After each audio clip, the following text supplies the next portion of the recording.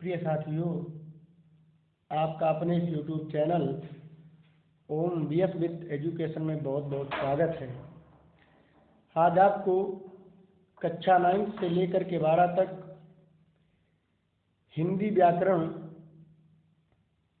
की सीरीज में एक यूपी बोर्ड में आने वाला बहुत महत्वपूर्ण टॉपिक छंद, जिसकी आज इस वीडियो में शुरुआत की जा रही है। तो छंद क्या होता है, छंद की भूमिका क्या है। मेरा उद्देश्य ये है कि हम आपको कोई भी प्रकरण पढ़ाएं तो उसकी बेसिक से बेसिक जानकारी भी आपको प्रदान करा दें। उस क्रम में आप देख रहे हैं कि छंद सब छद धातु से बना है, जिसका अर्थ है आह्लादित या प्रसन्न करना। पुनः समझेंगे आप, छंद शब्द छद धातु से बना है, जिसका अर्थ है आह्लादित या प्रसन्न करना। आह्लादित का मतलब होता है प्रसन्न करना।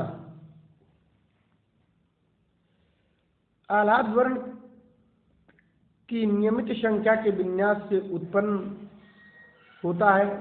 छंद का दूसरा नाम पिंगल भी है, क्योंकि जो छंद है इसकी खोज पिंगल ऋषि ने की थी, इसलिए छंद को हम पिंगल भी कहते हैं।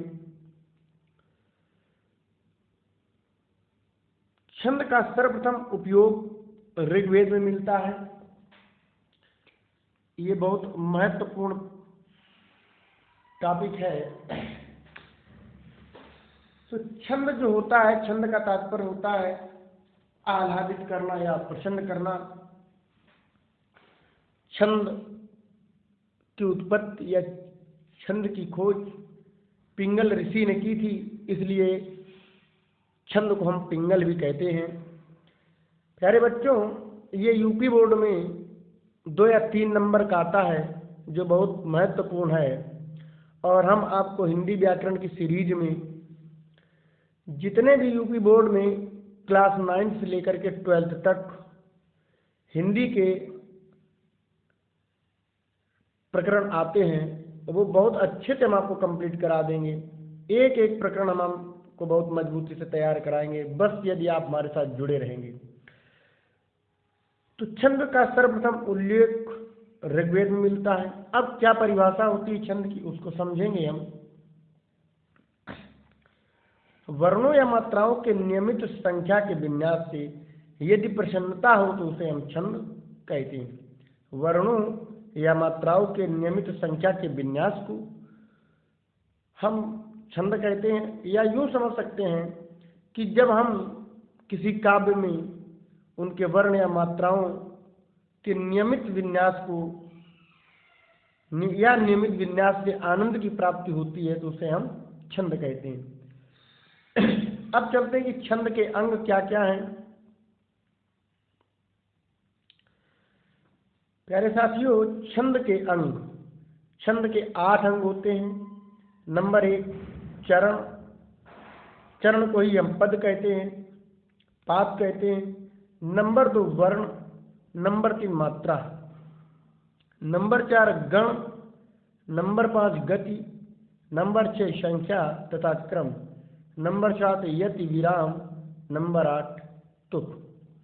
तो ये 8 अंग होते हैं छंद की। छंद इन 8 अंगों से मिलकर के बना होता है। तो भी आपने समझा कि छंद की भूमिका क्या है। छंद छद धातु से मिलकर के बना है, जिसका अर्थ होता है प्रसन्न करना, आह्लादित करना। इसकी खोज पिंगल ऋषि ने की थी, इसलिए इसे पिंगल नाम से भी जानते हैं। छंद शब्द का सर्वप्रथम उल्लेख ऋग्वेद में मिलता है। छंद की परिभाषा वर्णों या मात्राओं के नियमित विन्यास से जब में आनंद की प्राप्ति होती है तो उसे हम छंद कहते हैं। छंद के अंग 8 अंग होते हैं। कहने का तात्पर्य यह हुआ कि जो छंद है वो 8 अंगों से मिलकर के बना होता है। छंद में 8 चीजें सम्मिलित होती हैं। नंबर 1 चरण, जो भी हमने आपको ये 8 पद बताए हैं। अब समझते हैं कि 8 अंग होते क्या क्या है। तो सबसे पहले हम चलते हैं चरण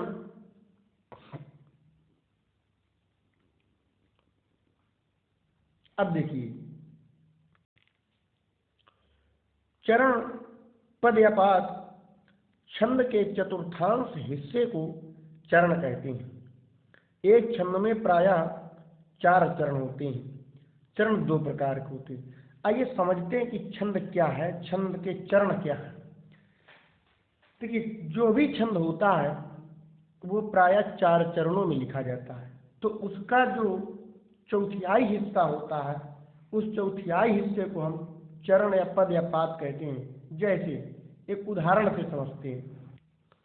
देखिए, मेरी भव बाधा हरो, राधा नागर सोए, जातन की झाई पर श्याम हरित दुती। प्यारे बच्चों, ये एक संधि है। अब इस संधि के आप देख रहे होंगे, लिखा तो ये 2 अर्धालियों में गया है, लेकिन इसके 4 चरण में लिखा गया है। मेरी भव बाधा हरो, एक तो चरण ये हो गया, मेरी भव बाधा हरो, राधा नागर सोए, दूसरा चरण ये हो गया। जातन की झाई परे, ये तृतीय चरण हो गया। श्याम हरित दुति होए, ये चौथा चरण हो गया। तो कोई भी छंद है प्रायः वो 4 चरणों का होता है, लेकिन कभी कभी छंद 2 चरणों में लिख दिया जाता है। तो इसका जो चौथा हिस्सा होता है, यानी चौथाई जो हिस्सा होता है, जैसे मेरी भव बाधा हरो, तो जो केवल ये है, इसी हिस्से को हम चरण या पद या पाद कहते हैं। अब आइए आगे चलते हैं। तो भी आपने समझा कि चरण और चरण क्या होते हैं। अब देखिए, चरण 2 प्रकार के होते हैं, समचरण दूसरा और चौथा, और आता है विषम चरण।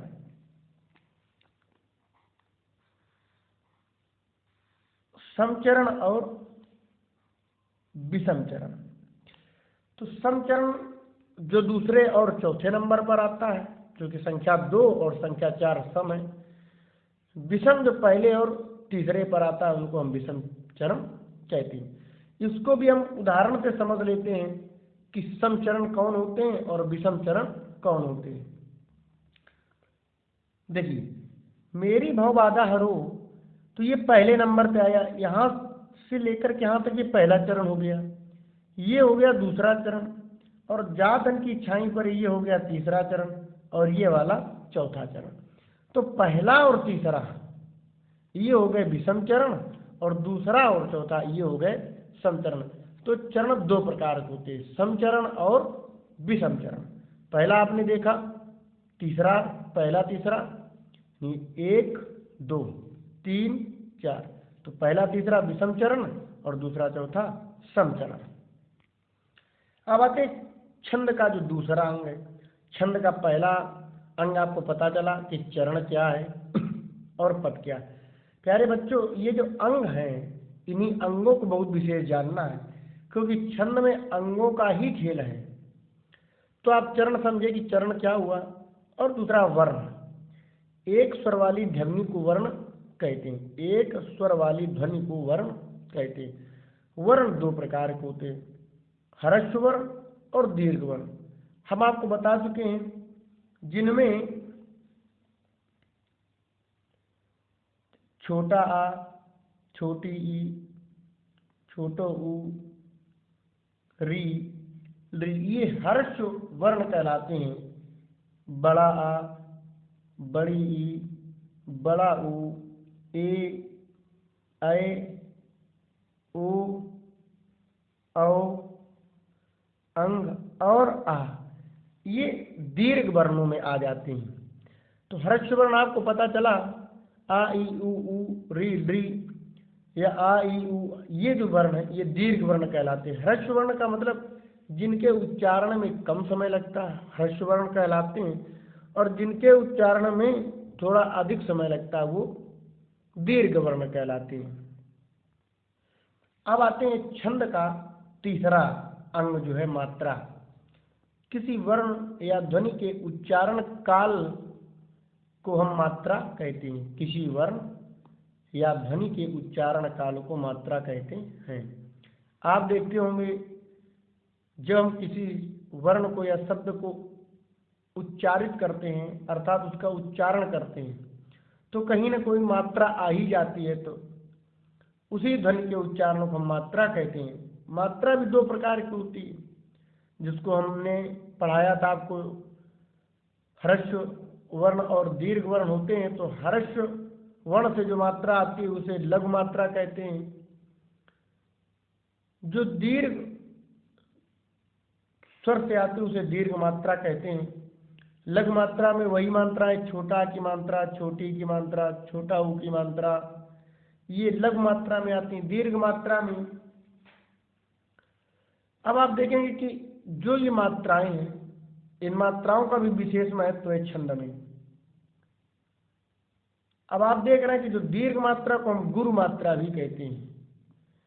तो जो गुरु मात्रा होती है उसको हम 2 अंक देते हैं, जिसे हम अवग्रह के चिन्ह से प्रदर्शित करते हैं, और लघु मात्रा को 1 पाई और दीर्घ मात्रा को 2 पाई से व्यक्त करते हैं।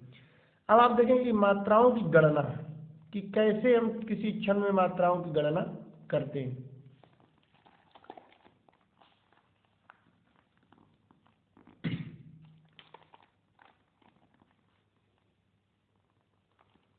अब देखिए मात्राओं की गणना, लघु मात्रा के अंतर्गत आने वाले वर्ण जैसे छोटा आ, छोटी ई, छोटो ऊ, री, और ये चंद्र बिंदु है, और संयुक्त व्यंजन। संयुक्त व्यंजन क्या होते हैं? जैसे किसी भी व्यंजन के पहले आधा अक्षर यदि आ जाता है तो उसे संयुक्त व्यंजन हम कहते हैं, और उसमें जो मात्रा की गणना होती है वो 1 मात्रा की गणना होती है, अर्थात उसे हम 1 पाई कहते हैं। तो आप ध्यान में रखिएगा कि लघु मात्रा के अंतर्गत आने वाले वर्ण कौन कौन से होते हैं। अगर कहीं छोटा आ की मात्रा है उसे भी हम 1 पाई देंगे, ये उसके ऊपर इस तरीके का हम चिन्ह लगा देंगे, ये 1 पाई अर्थात 1 मात्रा। या छोटी ई है, या छोटो ऊ है, या री है, या चंद्र बिंदु है, या यदि कहीं कोई ऐसा वर्ण है कि जिस वर्ण के पहले आधा अक्षर है तो उसे भी हम 1 ही मात्रा देंगे। फिर गुरु मात्रा, गुरु मात्रा के अंतर्गत आने वाले वर्ण जिनको हम 2 पाई से प्रदर्शित करते हैं, तो उनमें से बड़ा आ है, बड़ी ई है, बड़ा ऊ, ए, ऐ, ओ, औ, अंग, आ, इनको हम 2 पाई देते हैं, अर्थात 2 मात्रा इसकी हम गिनते हैं। आपको बहुत भली भांति आपको याद रखना है कि लघु मात्राएं कौन कौन है, दीर्घ मात्रा या गुरु मात्रा कौन कौन है। लघु मात्रा को हम कितने अंक देते हैं? 1 अंक देते हैं। गुरु मात्रा को हम 2 अंक देते हैं। इन्हीं मात्राओं के आधार पर हम पता लगाएंगे कि दिए गए काव्य या पद में हमारा कौन सा छंद है। तो आइए चलते हैं छंद के चौथे चरण की ओर। अब देखिए छंद का जो चौथा चरण है गण। गण का अर्थ है समूह। इस समूह में 3 वर्ण होते हैं। प्यारे बच्चों, छंद का चौथा चरण जिसकी चर्चा कर रहे हैं, गण। गण का मतलब हम अपनी भाषा में कह देते हैं, गण माने समूह। कई लोगों के समूह को हम गण कहते हैं। तो इस समूह में 3 प्रकार के वर्ण होते हैं, अर्थात जो गण होता है वो, गण का अर्थ है समूह। समूह में कितने वर्ण होते हैं? 3 वर्ण होते हैं। और गणों की संख्या, तो गणों की जो संख्या होती है वो, गणों की संख्या प्यारे बच्चों 8 होती है। गणों की संख्या 8 होती है। जैसे आप देख रहे होंगे, पहला गण है यगण, फिर मगण, तगण, रगण, जगण, भगण, नगण और शगण। तो ये 8 गण हो गए। 1 2 3 4 5 6 7 8। और अब तीनों में, 8 गणों में आप देख रहे होंगे कि सब में 3-3 मात्राएं, 3-3 वर्ण हैं। तो कहने का तात्पर्य हुआ कि गण होते हैं 8 और प्रत्येक गण में जो वर्ण होते हैं वो 3-3। गण का अर्थ होता है समूह। अब गणों को याद करने का एक सूत्र है जो बहुत प्रसिद्ध सूत्र है। आइए उसको समझा देते हैं हम आपको। सूत्र है या माता राजभानु सलगा, या माता राजभानु शलगा। या का मतलब यगण, माँ का मतलब मगण, ता का मतलब तगण, रा का मतलब रगण, जा का मतलब जगण, भा का मतलब भगण, ना का मतलब नगण और शा का मतलब शगण। तो या माता राजभान शलगा। अब पेपर में आता है कि छंद के कितने चरण होते हैं, छंद के कितने अंग होते हैं, छंद कितने चरणों में लिखा जाता है, चरण क्या होते हैं, मात्रा, वर्ण, गण ये क्या होते हैं, गणों को याद रखने वाला सूत्र क्या है, या माता राजभान शलगा। गण कितने होते हैं, ये सब सारी चीजें बोर्ड एग्जाम में पूछी जाती हैं, और विशेषकर उदाहरण और छंदों की परिभाषाएं। तो आप याद रखेंगे गण को किस तरीके से याद करेंगे, या माता राजभान शलगा, तो आपको सभी गण याद हो जाएंगे। इसके बाद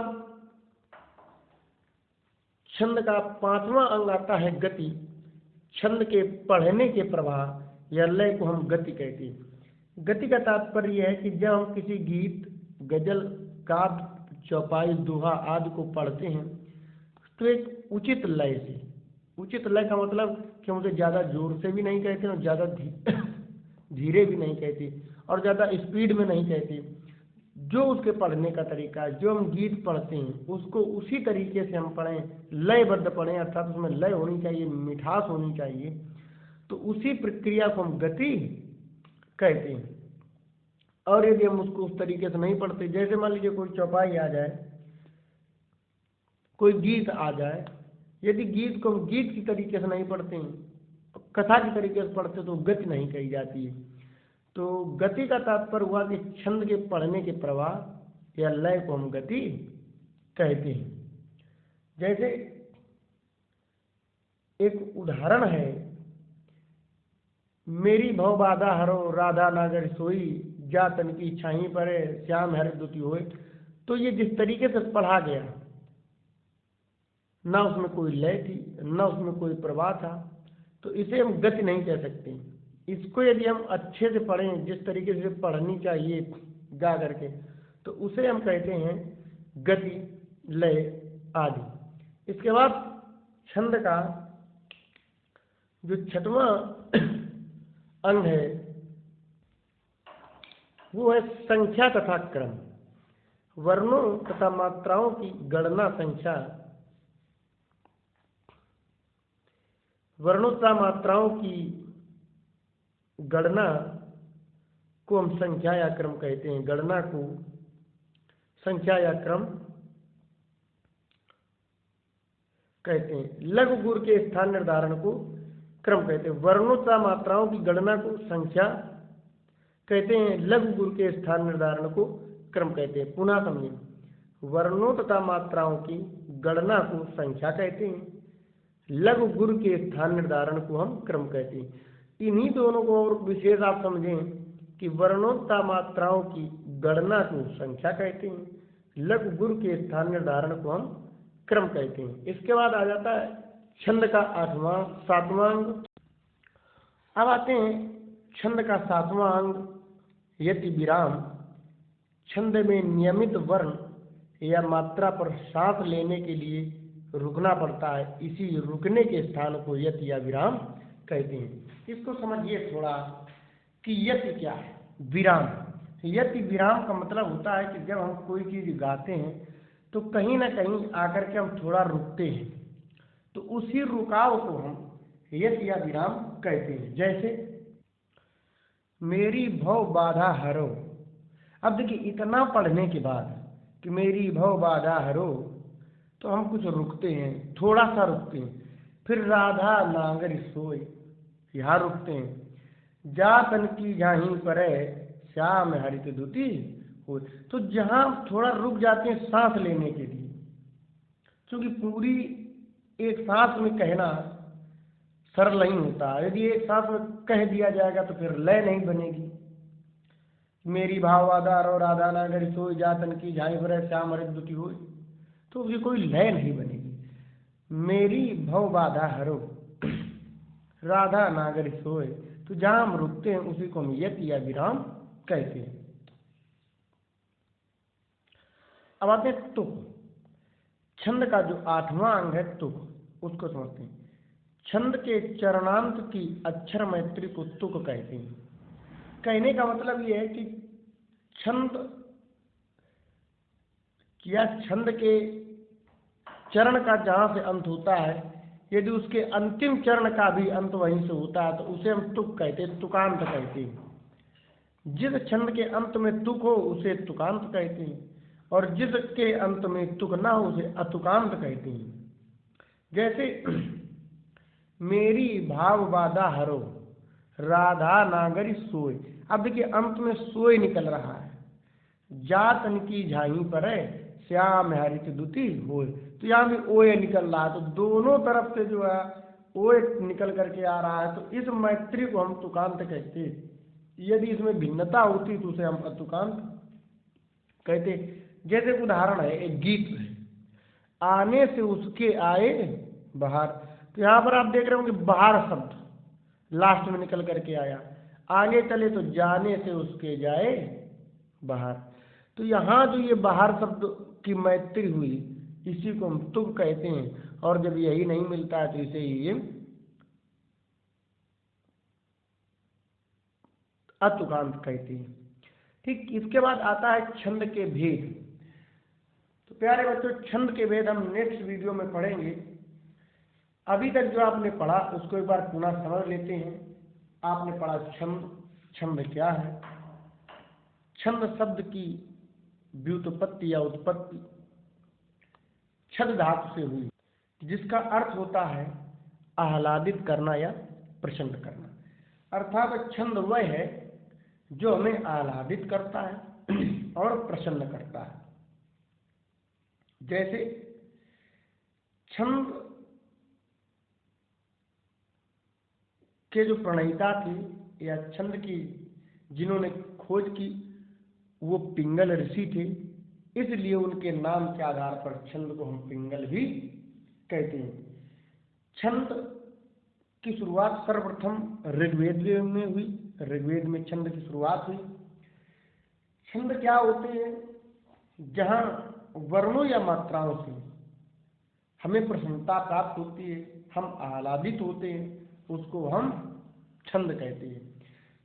छंद का जहाँ भी है, जो उदाहरण है, जो चौपाई है, जो सोरठा है, जो भी कोई सारी चीजें हैं, जो भी गीत गजल आदि है, उनमें कहीं कोई छंद है तो वहाँ हम मात्राओं या गणना से ही, मात्राओं या शब्दों की गणना से, वर्णों की गणना से हमें पता चलता है इसमें कौन सी छंद है, वो मांगे आपको बताएंगे।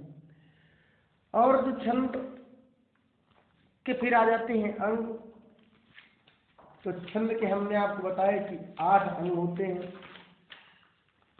नंबर 1 चरण, क्योंकि जब भी कोई छंद लिखा जाता है तो उसके चरण होते हैं, हमने आपको अभी बताया। प्रायः छंद के 4 चरण होते हैं।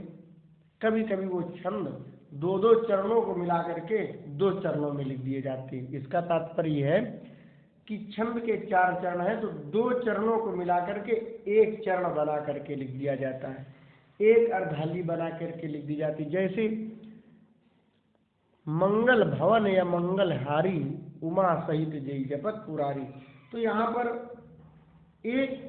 2-2 चरणों को 1 चरण मिला करके रखा गया। और कुछ छंद ऐसे भी होते हैं जो 8 चरणों में लिखे जाते हैं, तो वो 4-4 के 2-2 मिला करके 8 हो जाते हैं। इसके बाद हमने बताया था वर्ण। वर्ण भी हमने आपको बताया, वर्ण क्या होते हैं। आ से लेकर के ज्ञा तक जो भी हिंदी वर्णमाला है उनको हम वर्ण कहते हैं। वर्ण 2 प्रकार के होते हैं, ह्रस्व वर्ण और दीर्घ वर्ण, जिनमें छोटा छोटी, छोटा उ, री और री की मात्रा निकल करके आती है वो ह्रस्व वर्ण। जिनमें बड़ा, बड़ी, ई, बड़ू, ऊ, ए, ऐ, ओ, औ अंगा की मात्रा निकल करके आती है वह दीर्घ वर्ण कहलाती है। इसका तीसरा हमने छंद का अंग बताया था मात्रा। किसी वर्ण या मात्रा किसी वर्ण या ध्वनि के उच्चारण काल को मात्रा कहते हैं। जैसे हम जब बोलते हैं का, तो इसके उच्चारण में जो समय लगता है उसी को हम मात्रा कहते हैं। मात्राओं की गणना कैसे की जाती? तो जो लघु मात्रा है, हर्ष मात्रा, उनको 1 पाई देते यानी 1 अंक देते। जो गुरु मात्रा या दीर्घ मात्रा उसको हम 2 अंक या 2 पाई देते हैं, जिसे अवग्रह के चिन्ह आ के तरीके से प्रदर्शित करते हैं। फिर गण हमने बताया, गणों की संख्या 8 होती है। प्रत्येक गण 3-3 वर्णों में लिखा जाता है। उनके याद करने की ट्रिक है या माता राजभान शलगा। गति, छंद के पढ़ने के प्रवाह को, जब हम कोई गीत गजल पढ़ते तो एक उचित लय से, उचित रुकाव से पढ़ते हैं, उसी को हम गति कहते हैं। फिर हमने कहा संख्या तथा क्रम। वर्णों तथा मात्राओं की गणना को संख्या कहते हैं और लघु गुर के स्थान निर्धारण को हम क्रम कहते हैं। 7वां हमने बताया यति विराम। जब हम किसी चीज को पढ़ते हैं तो सांस लेने के लिए हम कहीं थोड़ा रुकाव कर लेते हैं, उसी को यति या विराम कहते हैं। और 8वां जो छंद का चरण था वो था तुक। जब भी हम कोई छंद पढ़ते हैं तो उसके अंत में जो अक्षर मैत्री होती है, यदि वो उसी तरीके से मिलती है तो उसी को हम तुक कहते हैं, और जो नहीं मिलती उसे अतुक कहते हैं। जिन छंदों में तुक पाया जाता है उन्हें तुकांत कहते हैं, और जिन छंदों में तुक न पाया जाए उसे अतुकांत कहते हैं। तो प्यारे बच्चों, छंद से संबंधित इतना आपको पढ़ाया वो बहुत समझ में आया होगा। यदि आपको कोई समस्या रही हो तो आप कमेंट बॉक्स में लिख करके अवश्य में बताएं। और यदि वीडियो हमारी पसंद आए तो उसे लाइक करें, कमेंट करें, शेयर करें और हमारे चैनल को सब्सक्राइब करें। धन्यवाद।